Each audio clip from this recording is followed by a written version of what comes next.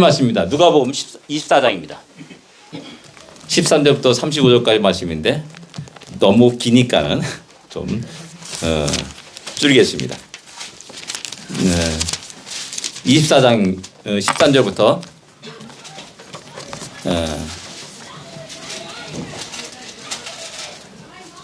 23절까지만 교독하겠습니다.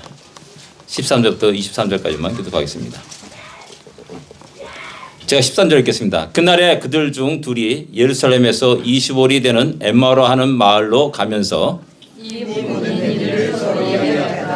그들이 서로 이야기하며 문의할 때 예수께서 가까이 이르러 그들과 동행하시나 예수께서 이르시되 너희가 길 가면서 서로 주고받고 하는 이야기가 무엇이냐 하시니 두 사람이 슬픈 빛을 띠고 머물러 서더라.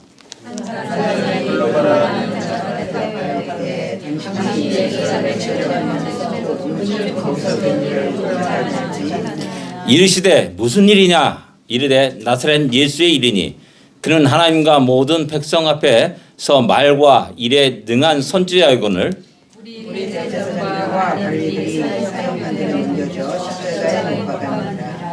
우리는 이 사람이 이스라엘을 속량할 자라고 바랐노라. 이뿐 아니라 이 일이 일어난 지가 사흘째요.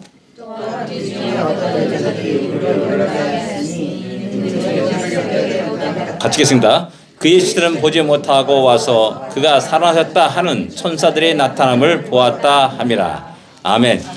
예. 오늘 본문은 부활절 오후에 일어난 그 사건을 기록한 겁니다. 왜냐하면 엠마오로 내려갔을 때 저녁이 되었다라는 거 볼 때 아마도 이들이 예루살렘에 떠난 것은 오후 한 2시 내지 3시경이었을 거다라고 이렇게 짐작할 수가 있습니다. 오늘 이 부활절 오후에 일어난 사건을 통해서 하나님이 크시고 놀라운 은혜를 받기를 원합니다. 제일 먼저 우리 생각할 수 있는 것은 부활하신 주님이 엠마오로 내려가는 자를 찾아가셨다라는 겁니다.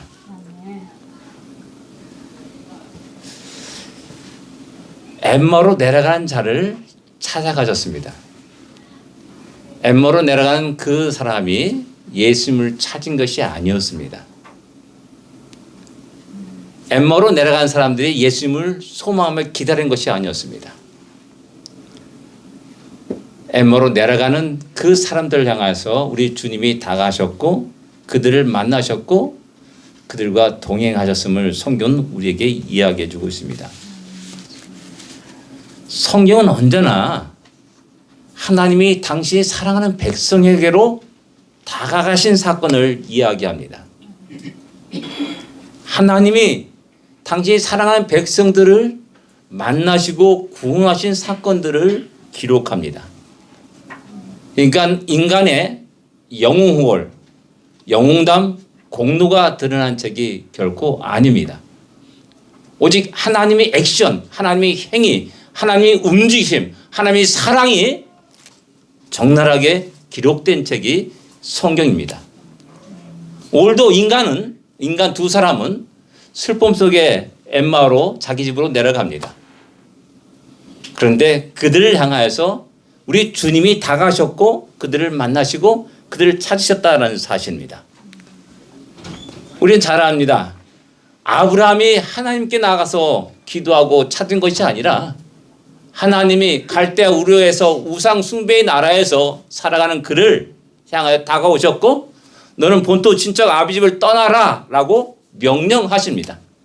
그 명령에 따라서 아브라함은 그것을 떠나서 움직이기 시작하는 겁니다.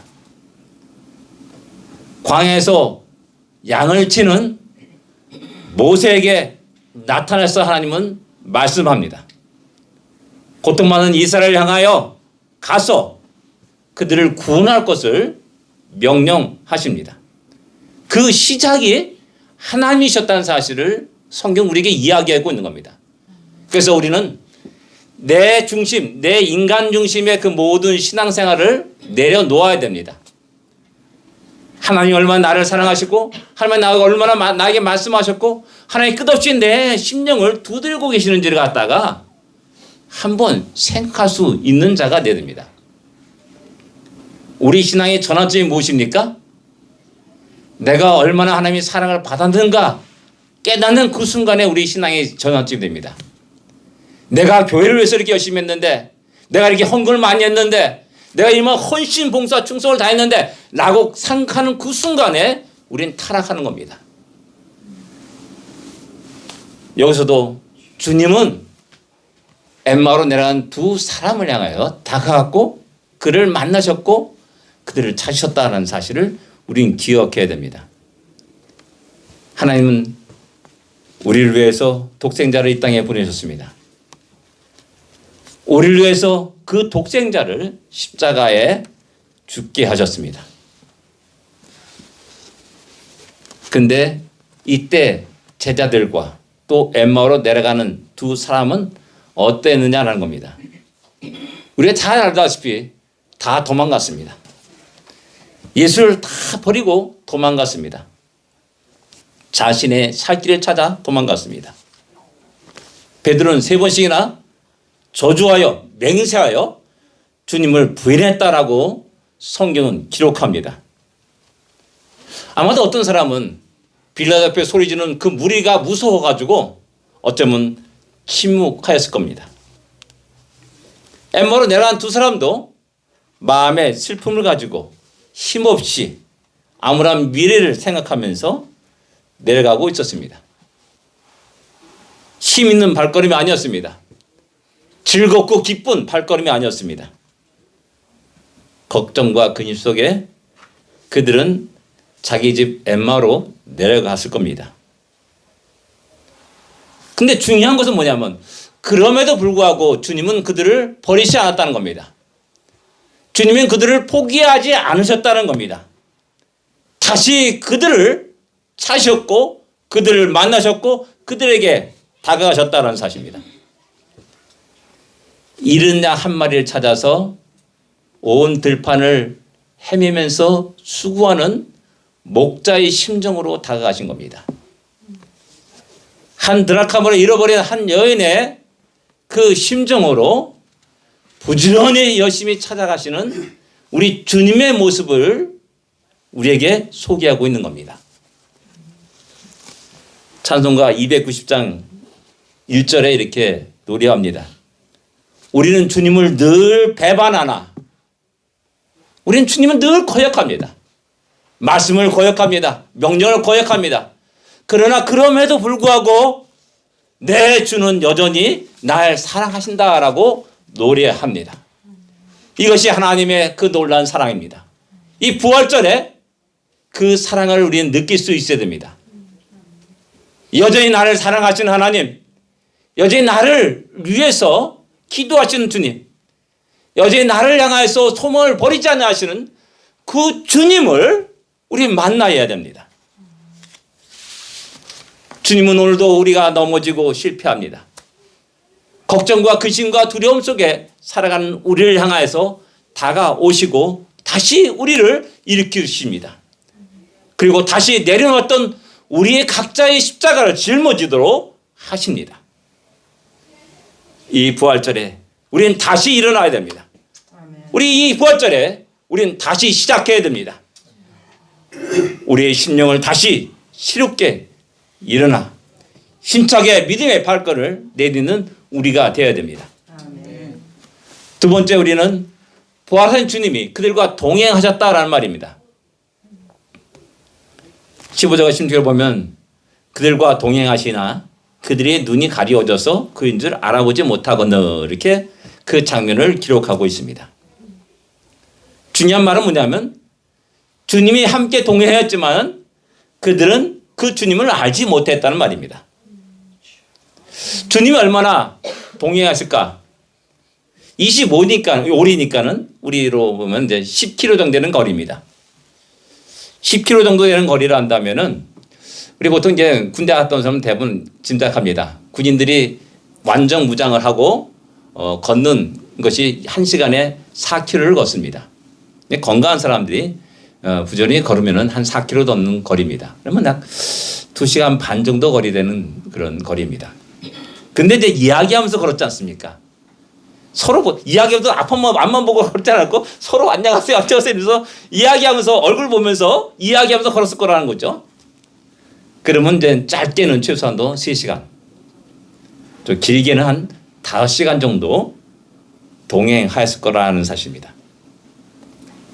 그런데도 주님은 몰랐습니다. 부활하신 주님을 몰랐습니다. 그리고 여전히 슬픔 속에서 5시간을 걸은 겁니다. 여전히 어둠 속에서 낙심하여서 5시간을 주님과 동행한 겁니다. 재밌잖아요?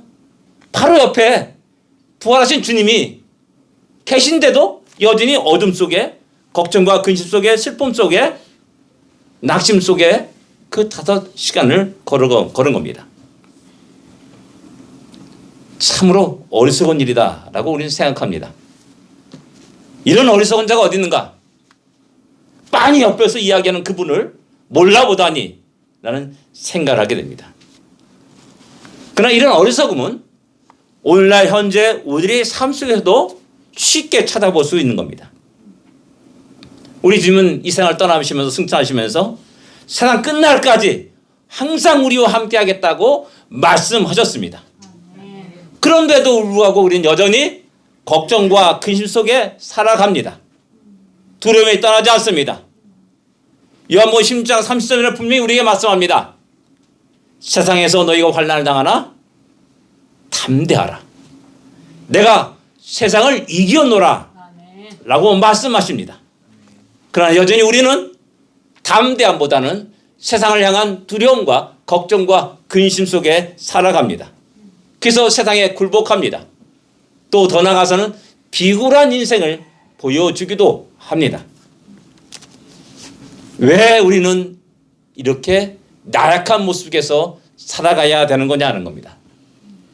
왜 여전히 엠마로 내려가는 그 두 사람은 그런 슬픔 속에서 걱정과 근심 속에서 함께 그 길을 걸어야 되는가라는 겁니다.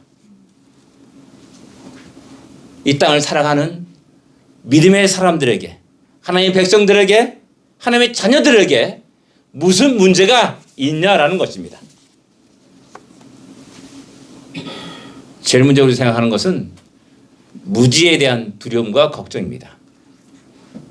그들은 예수님을 잘 몰랐습니다. 지금까지 따르고 함께했던 그 예수님을 단지 한 인간으로 생각하였습니다. 그러기에 자기가 그렇게 존경하고 따랐던 그 사람이 죽었다는 그 말을, 죽었다가 다시 살았다는 그 말을 도저히 믿을 수가 없는 것이죠. 그들은 19절에 이렇게 말합니다. 나사렛 예수의 이르니 그는 하나님과 모든 백성 앞에서 말과 일에 능한 선지자여거늘, 이렇게 말씀합니다. 선지자거늘. 이 선지라는 말 속에 영어 성경을 보게 되면은 전부 다 정관사 그 선지자가 아니라 많은 선지자들보다 한 사람인 부정관사 A를 써가지고 그렇게 번역을 했습니다. 그건 뭐냐면 이 땅에 수많은 선지자들이 있다는 겁니다. 그런데 참 말에 일에 능한 그분이다라고 이야기하는 겁니다. 그 속에는 결국 우리 주님도, 우리 지금까지 따랐던 예수님도 그의 한 선지자에 지나지 않는 사람이다. 그리고 억울한 죽음을 당했다. 왜? 자기 조상들이 많은 선지자들을 죽였지 않습니까? 세례 요한도 얼마 전에, 몇 년 전에 죽었습니다. 그와 마찬가지로 억울한 죽음을 당했다라면서 슬퍼하는 겁니다. 우리 주님이 공생애 속에서 그토록 많은 이적을 행하였습니다. 무리를 걸으셨고 오병이의 기적을 행하셨고 귀신을 쫓아내고 병든 자를 낫게 하시고 눈먼 자를 눈뜨게 하시고 묻는 병자를 깨끗게 하시고 중풍병자를 일으켜 세우셨습니다. 그뿐만 아니라 죽은 야이로의 딸을 살리셨습니다. 죽은 청년을 일으켜 세웠습니다. 죽은 나사를 다시 살리기까지 하셨습니다. 그럼에도 불구하고 여전히 그분은 인간이다라는 그 생각을 갖게 됩니다. 그래서 인간을 의지하게 되면은 그가 사라졌을 때 낙심하고 절망이 일어나는 것이죠.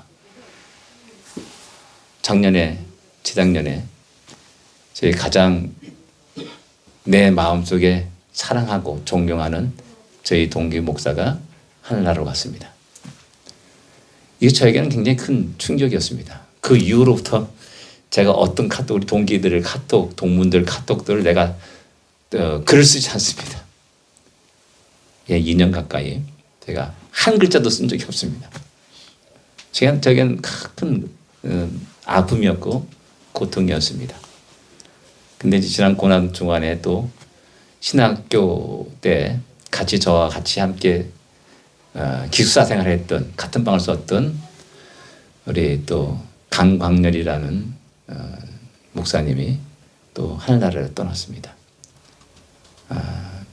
예, 인간을 바라보고 인간을 의지하고 그 사람이 인간이라 생각할 때는 그분이 떠나신 순간에 마음에 너무나 큰 아픔이 있고 고통이 있습니다.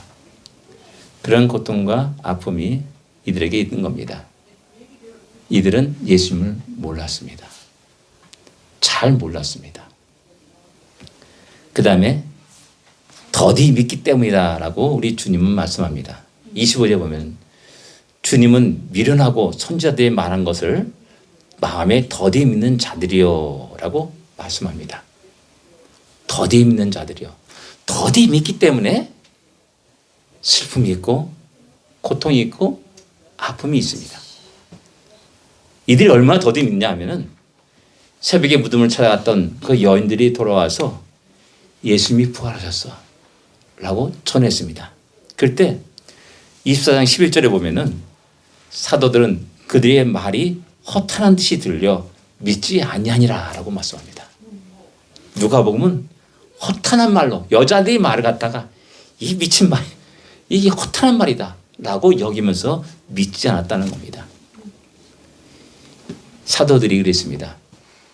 허탄한 듯이 들려 이 말이 하면서 문득 생각난 게 뭐냐면은 소돔과 고모라에서 롯의 사위들의 모습과 매치되는 겁니다.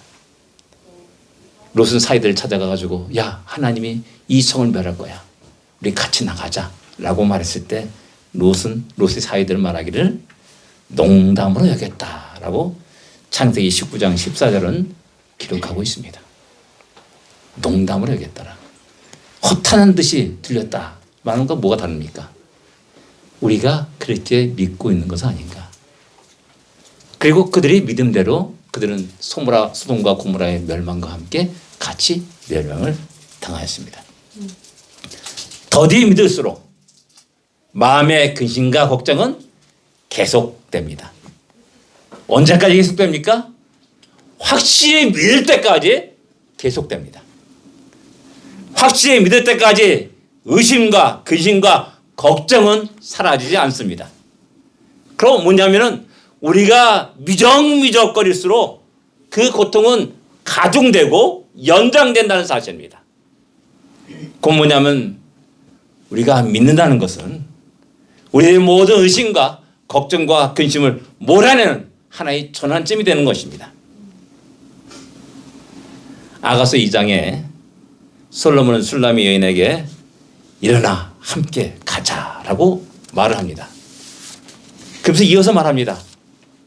겨울도 지나고 비도 그쳤고 지면에는 꽃이 피고 새해 노래할 때가 됐는데 비둘기 소리가 우리 땅에 들리는구나. 무화과나무에는 푸른 열매가 있고 포도나무에는 꽃이 피어 향기를 토하구나. 이렇게 노래합니다. 이야기합니다. 모든 것이 달라진 겁니다. 모든 것이 변한 겁니다. 주님이 죽으셨다? 다 한 게 아닙니다. 살아나셨다라는 겁니다. 변화되었습니다. 근데 여전히 술람 여인은 바이틈의 은밀한 곳에 거하는, 거기서 나오지 못하는 그런 모습을 보여주고 있습니다. 우리 주님이 죽음의 권세를 깨뜨리시고 부활하셨습니다. 모든 믿는 자들에게, 교회들에게 이 사실이 선포됩니다. 우리와 영원히 함께 하실 것을 또한 말씀하셨습니다. 그 약속은 2000년 전이나 1000년 전이나 지금이나 앞으로 1000년 후나 변함이 없습니다. 모든 믿는 자들에게 영원한 약속입니다. 여전히 어둠 속에 있을 겁니까? 여전히 낙심하고 절망할 그 속에서 슬프게 힘없이 살아갈 겁니까? 이런 놀라운 변화들을 일찍 깨닫고 확실히 믿으면서 담대히 살아가는 우리가 되어야 됩니다. 기쁨과 감사 속에 힘있게 살아가는 하나의 부활절 전환점이 되어야 됩니다. 해마다 반복되는 이 부활절에 다시 우리의 그런 믿음들을 돌아볼 수 있는, 새롭게 하는 그런 계기가 되어야 됩니다. 세 번째로 생각하는 것은 주님의 부활의 증거를 성경을 통해 그들에게 가르쳤다는 사실입니다. 이에 모세와 모든 선지자의 글로 시작하여 모든 성경에 쓴 바 자기에 관한 것을 자세히 설명하시니라 라고 이렇게 말씀합니다. 성경을 끄집어서 아직까지 자기 자신을 드러내지 않았습니다. 드러내기 이전에 성경이 어떻게 말씀하고 있느냐, 너가 성경을 어떻게 알고 있느냐 라는 사실을 이야기하면서 그리스도가 고난받으시고 영광을 받으신다는 사실을 갖다가 성경을 통해서 이야기하기 시작하셨습니다. 가르쳤다는 사실입니다. 근데 우리는 주님은 어떤 성경을 그들에게 이야기했을까? 난 그런 퀘스천 마크를 던지게 됩니다. 주님 자신도 너희가 성경에서 영생을 얻는 줄 알고 성경을 상고하거니와 이 성경이 나에 대해서 증거하는 것이다 라고 말씀합니다. 근데 우리는 구약 성경을 읽으면서도 얻는 것이 주님에 대한 말씀인지 모릅니다. 관심도 없습니다. 단지 아브라함 믿음이 이렇구나, 다윗이 믿음이 이렇구나, 삼손이 이렇게 살았구나 라는 이런 식의 신앙생활을 하며 살아갑니다. 그러기에 우리 주님이 부활을 믿지 못하는 겁니다. 왜? 인간이 어떻게 죽었다 깨어나냐는 거죠. 살아날 수 그게 없다는 거, 도저히 불가능하다는 거죠. 근데 주님은 당신에 관한 모든 말씀들을 모세 오경을 통해서, 선지서를 통해서, 시편의 글을 통해서 이야기해 줬다는 사실입니다. 무려 5시간을 이야기하신 겁니다. 5시간 강의를 하신 겁니다. 참 능력이 당신 쓴 거 있게 하면 잘 알죠. 예. 대부분 사람들은 자신의 메시아를 위대한 인간으로, 정치 지도자로 생각하는 경향들이 있었습니다. 모세같이 이집트의 압제에서 벗어나게 하고 다윗처럼 주위의 열방들을 정복하고 하나의 커다란 정치적 자유를 누리면서 번영을 누리는 그것으로 생각하고 말했습니다. 그래서 그들의 메시아가는 모세와 같은 메시아, 다윗과 같은 메시아를 소망하며 기다렸습니다. 근데 성경 뭐라고 말합니까? 이사야 9장 6절에 이는 한 아기가 우리에게 낳는데 하나를 주는데 어깨는 정사를 메었고 그 이름은 기묘자라 모사라 전능하신 하나님이라 영존하신 아버지라 평강의 왕이라 할 것입니다. 야, 너희를 구원한 메시아는 하나님이셔. 너희를 구원한 메시아는 평강의 왕이셔. 영존하신 분이셔. 라고 설명했을 거라는 사실입니다. 너희는 위대한 정치적 지도자를 기다리냐? 그 사람이 십자가에 못 박혀 죽었다고 실망하고 낙심하느냐? 성경은 무엇을 말하냐? 그 메시아는 죽는 사람이 아니야. 전능하신 하나님이야. 영존하신 아버지야. 진정한 평강을 주시는 왕이시라. 그분은 우리와 영원히 함께 하시는 임마누엘 하나님이시라는 사실을 갖다가 말씀하십니다. 아멘. 너희가 내게 수많은 제사를 하나님께 드렸지 않느냐? 너희들은 왜 유월절에 양을 잡아 그 고기를 먹으며 속죄제를 드리며 번제를 드린 줄 아느냐? 왜 해마다 대속죄일날 지상들이 피를 가지고 지성소에 들어간 줄 아느냐? 그것은 바로 너희들 죄 때문에 내가 짊어져야 될 나의 피다. 언약의 피다라고 말씀하는 겁니다. 지상이 지성소에 들어갔다가 살아나오지 못하면은 그 민족의 죄가 사함을 받지 못한 겁니다. 그러나 살아나오는 순간에 우리의 죄가 다 사함을 받았다라는 기쁨의 축제를 벌이는 것이 장막절 축제입니다. 내가 왜 살아나야 되는지 아느냐? 너의 속죄가 완전히 이루어지기 위해서, 너의 의를 선포하기 위해서 살아났다는 사실을 말씀할 거라는 사실을 인정할 수가 있습니다. 아담이 범죄했을 때 하나님이 아담과 하와에게 가죽옷을 입히십니다. 최초로 피를 흘리신 장면입니다. 그 피가 나의 피다라는 사실을 이야기하는 겁니다. 이것뿐만이 아니지 않습니까? 주님이 표적을 보여달라고 말하는 그들에게 질문한 내용이 뭡니까? 대답한 내용이 뭡니까? 난 요나의 부적밖에 볼 것이 없다라고 말씀하지 않습니까? 요나서를 그들은 많이 읽었고 잘 알고 있어요. 물고기 뱃속에 들어갔다가 사람에 나와가지고 다시 니느웨로 향해서 선포하는 그런 장면을 그리고 있지 않습니까?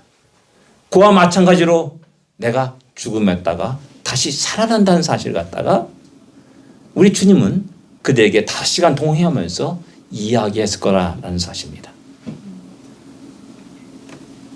그리고 드디어 주님은 그들의 눈을 여주셔서 당신을 드러내십니다. 그들이 이렇게 기다렸던 메시아심을 드러내십니다. 지금까지 위대한 선세로만 왔던 그들에게 나는 메시아, 영존하신 아버지, 평강의 왕, 하나님이시라는 사실을 갖다가 드러내시는 겁니다. 지금까지 죽은 줄만 알았던 예수님이 살아 계셔서 바로 자기와 동행하시고 함께 이야기 나누면서 그분이 바로 하나님이셨구나 라는 사실을 알게 되는 순간인 겁니다. 정치적인 메시아로 다른 나라 모든 나라를 정복하고 정치적 자유를 누리는 것이 아니라 우리의 메시아는 이사야서 53장처럼 고난받으시고 죽으시고 나를 위해서 채찍에 맞으시고 질고를 당하시는 그분이라는 사실을 갖다가 깨닫게 됩니다. 깊고 깊은 어둠의 터널이 끝나고 드디어 아하! 그분이구나 라는 사실, 환희와 감격과 기쁨을 그 순간에 그들은 경험하고 맛봤을 것입니다. 그리고 이들은 곧 그때로 일어나 예루살렘으로 돌아갔다라고 33절에 기록합니다. 어두운 저녁 때 집에 도착했으니까 예루살렘으로 올라가는 그 길은 밤이었을 겁니다. 근데 6월절 때니까는 보름달이 동시에 떠 있는 겁니다. 그 빛이 그들이 가는 길을 비추고 있습니다. 엠마오 집으로 내려가는 그들의 발걸음은 슬픔이었고 힘이 없는 지친 피곤한 모습이었지만 예루살렘으로 올라가는 그들의 발걸음은 힘이 있고 또한 기쁨과 감격 속에 올라갔다는 사실입니다. 내려가는 길은 한 5시간, 길게 5시간 걸렸을지 모릅니다. 올라가는 길은 몇 시간 걸렸을까요? 아마도 한 3시간 정도, 2시간 정도, 어쩜 뛰었을지 모릅니다. 예루살렘 도착하니까 이제 한밤중 새벽녘이 된 것이죠. 그리고 모든 피곤함을 다 떨쳐버리고 아직도 여전히 어둠 속에서 문을 꼭꼭 걸어 잠그고 있는 제자들을 향하여서, 슬픔 속에 있는 그들을 향하여서, 두려움 속에 있는 그들을 향하여서 우리 주님이 살아나셨어. 그 놀라운 기쁨을 전합니다. 아직도 더디 믿는 그들을 향하여서 예수 부활하셨습니다 라고 이야기합니다. 그들은 그 부활의 증인으로서의 사명을 감당하였습니다. 오늘 우리에게 이러한 기쁨이, 감격이 있기를 원합니다. 그래서 우리의 삶이 남은 생애가 힘있고 그 우리에게 주어진 하나님이 십자가를 짊어지고 힘있게 그 복음을 증가하는 우리가 되기를 원합니다. 기도하겠습니다. 부활하신 주님이 우리의 삶의 현장에 찾아오십니다. 아니, 한 번도 떠난 적이 없습니다. 그러나 어리석게 우리는 여전히 슬픔 가운데, 아픔 가운데, 고통 속에, 두려움과 걱정 속에, 근심 속에 살아가고 있지 않습니까? 우리 주님이 우리와 함께 동행하지만 우리 눈이 닫혀져서 소경처럼 그분을 알아보지 못하는 어리석음을 범하지는 않습니까?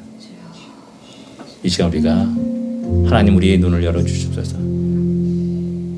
그리고 부활을 분명히 믿고 담대히 이 땅에서 힘있게 승리하며 살게 하시옵소서라는 그 기도를 하기로 합니다.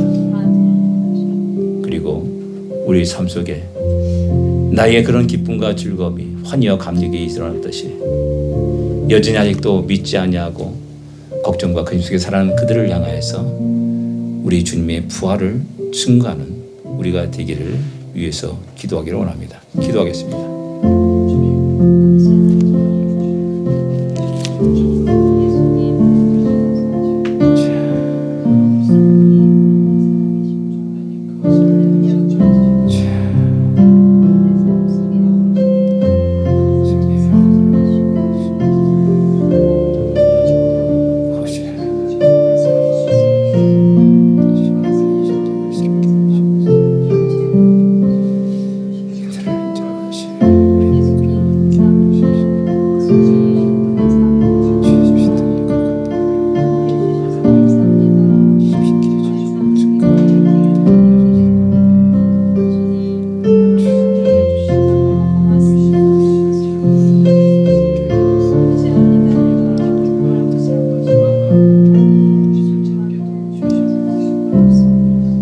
하나님 감사합니다.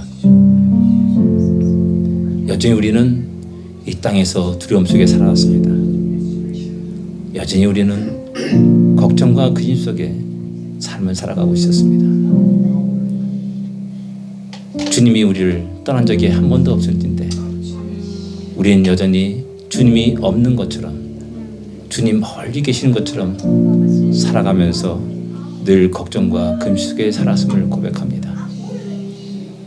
다시 이 시간을 통해서 여전히 우리와 함께 하시는 주님, 우리를 찾으시는 주님, 우리와 동행하시는 주님을 만나게 하여 주십시고 다시 우리의 삶이 세무롭게 하여 주십소서.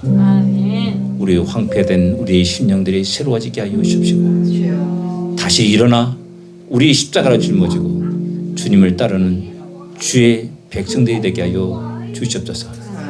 늘 우리의 발걸음 속에 승리의 발걸음이 있게 하여 주십시고 우리의 모든 것을 통해서 하나님 영광 받아 주시옵소서. 예수님으로 간절히 기도드립니다. 아멘.